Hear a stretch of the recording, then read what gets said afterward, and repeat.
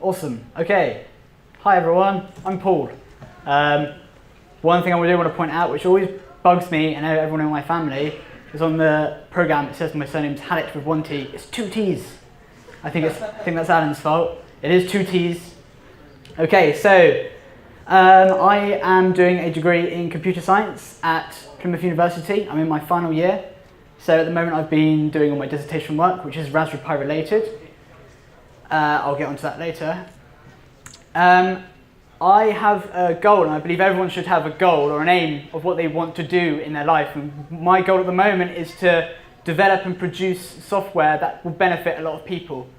And I've carried that over from the software aspect into the educational aspect. So originally, I didn't really want to do any teaching, but when I got hold of the Raspberry Pi, I started to do that. So my talk today is called Crowdfunding Pi or Raspberry Pi projects. There is other stuff I want to talk to you about, so this title doesn't really suffice. So if you don't mind, I'm going to make an amendment and change my title to Funding a Project, Getting University Support and Teaching Hundreds of Students Without Any Teaching Experience at All. So this is more accurate to what I've been doing over the last year. I did fund a project through crowdfunding, and then I got support from a university, and together we collaborated and we drastically changed what my original project was into something which was more beneficial to the surrounding area and the schools. And it's been pretty successful. I myself have a very high criteria for success, and everyone keeps telling me you're doing really great, and I want to keep doing more. So yeah, I know I shouldn't say I don't think I've been successful, but I do want to try more. I don't think I've finished yet. So let's run back about a year ago. It was almost a year ago. When did the Pi go on sale? Was it the 29th of February? Yep. So I ordered one like everyone else, and I spent 6 hours refreshing whilst I was meant to be working. And after a few hours I managed to get hold of one, and it arrived in the post. And the first thing I thought, what do I do with it? There was no answer. I didn't know what to do with it, so I just thought it was cool. So I threw it in one of my cupboards, and I thought I'll come back to that later. Go forward a few weeks, and as a student, you may know, who here has been a student before at university? Okay, oh cool, brilliant, okay. You don't have a lot of money, and my web hosting was running out, and I thought, okay, well I've got this little bit of hardware, let's try and use my Raspberry Pi as a web server. So I set up my Raspberry Pi as a web server, running Django, which is a framework that lets you use Python, which obviously, as a lot of you know, is a really popular language on the Raspberry Pi. And then I realized this is pretty cool, because I Google searched it originally using Django with the Raspberry Pi, and no one else had done it, so I thought, well, that's probably going to benefit someone. So I packaged up everything I did into a shell script on my GitHub, which you can download, and it will install everything you need to run Django as a server. You just leave it to run. It takes about 20 minutes to run, so grab a cup of tea. And once you've done that, you'll have everything you need to learn and use Django on your Raspberry Pi. It uses Nginx, which is a much more lightweight version than Apache for the server, and obviously it uses Django, and it does also use virtual environments, if everyone knows what that is. Going back to what I said about realizing that I was kind of the first person to do this with the Raspberry Pi, it wasn't really that amazing because it's just using it on Linux, but I branded it as a Raspberry Pi thing, and people were like, oh, this is cool, I can use this.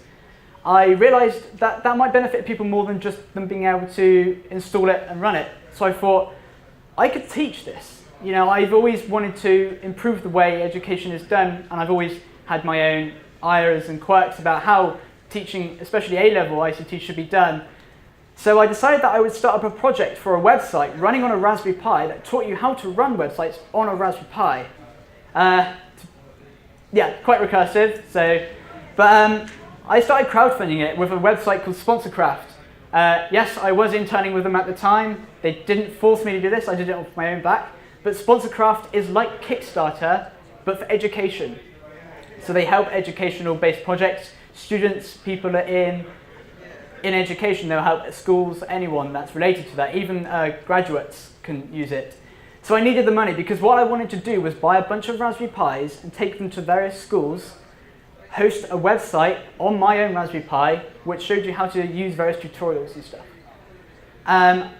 I needed also to travel to those schools, and I wanted to go to some conferences and spread the word, kind of like what I've done here today. You can check out the project still there. There's a really funny video of me with a really bad lisp. I filmed it about 2 in the morning, so I'm very, very tired. And as you can see, I did raise the money I needed. I raised 120% of the funding I originally needed. So I got just over £1,000. And then what happened was, I went to my university and I told my university lecturers that I was doing this and I was running it. And one of my lecturers, Shirley Atkinson, spoke to me and said, "This is fantastic, this is exactly what I need. Can I partner with you?" And they wanted to basically partner with me because they were running an outreach program, which is going into schools around the southwest, around Plymouth, and providing workshops and tasty days for computer science and stuff. And they needed like a killer application, something which was cool and interesting. And obviously Raspberry Pi came along, but I basically just threw everything they needed in their lap and said, "I've got this idea." And they were like, "Okay, we'll support you, we'll fund you." So with Plymouth University, we managed to go around to around about 3 or 4 schools. We brought some people in for workshops as well, and we taught Raspberry Pi to people who had never even used Raspberry Pi before, who had never programmed before. We wrote some documents, which I'm currently in the process of posting up online for people to build lectures and lessons around. They're kind of like skeleton workshops, which you can extend to like a big 3 or 4 hour long workshop or split up into little groups. So that was what I did with Plymouth University. Now, I'm on my final year at university, and one of my modules is an educational module where I have to learn to basically be a teacher with a school. And obviously, I already had the material right with me, so I took it with me to Devonport High School for Boys, and I spent 12 weeks working with a 6th form class. And the class had never, ever, except for 2 people, they'd never even touched programming. And at the end of the 12 weeks, I set them a task to build something with Python in their groups. They grasped all the basics quite quickly. I was also doing lectures with them on HTML and CSS and basic web development, and they produced some really remarkable stuff. I hope you can see here, they've actually produced Python graphic calculators. Now, some of them used other libraries. This one here used MATLib to produce the graph, but another group, who were probably the best group, they actually produced a graph. They drew the entire thing all by themselves with Python. And these were students who'd never touched computing or programming before until we came along. At the end of it, so in the middle, the students who weren't so good with Python, I encouraged them to use things like Bootstrap to develop websites, and they built their documentation on how to use their projects in a website, which again, they hadn't done before. So they learnt this all over 12 weeks from the lessons I'd taken with them. Now, I've never had any official teacher training, so it's always been kind of my own unorthodox method of teaching. Because I've been doing my degree in computer science, I've learnt what is helpful for me to learn programming, and I've tried to pass that on. And I think it came off really well. I got them to do a survey at the end, the one at the top right here, are you going to continue programming outside of school? And 9 out of the 13 of them said yes. And do you feel you've enjoyed these classes? Definitely, for 3/4 of them there. So they really enjoyed it. Even the few students, you always get the few students who are naggy and kind of don't want to participate, but they were the ones who really responded and reciprocated at the end. I also asked them to make some quotes, and there was one quote that struck me particularly, and it was this quote: "Having someone with that much knowledge and interest in what we're doing really helped to increase my skills." And this quote hit me across the others, because it basically told me that the reason I was so helpful for them was because I kind of had the knowledge and I knew. And it made me realize that software engineers would be really, really important for teaching the future generations. So there's 2 things I want you to take away from my talk today that I want you to remember. The first thing is crowdfunding is really easy if you put enough effort in. I know Carrie-Anne raised some money for her YouTube stuff, and I did as well. And if you put in enough effort and you want to, you can raise money for anything you want, especially schools who need to raise money. If they can't get into the Google grant and get their part of the 15,000 Raspberry Pis, crowdfund it from the students, the parents.